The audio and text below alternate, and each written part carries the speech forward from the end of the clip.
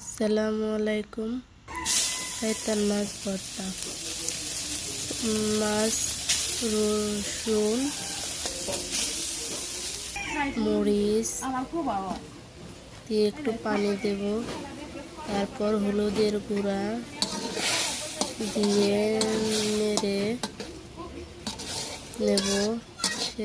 কিছুক্ষণ সেদ্ধ করে পানি শুকিয়ে গেলে অল্প থাকলে পেঁয়াজ দেব।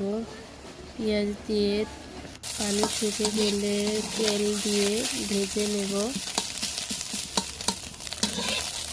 ভেজে নেওয়া হয়েছে।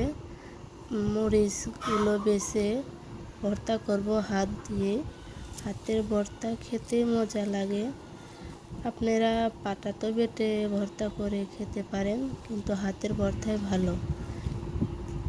খুবই সুন্দর হয়েছে ভর্তাটা।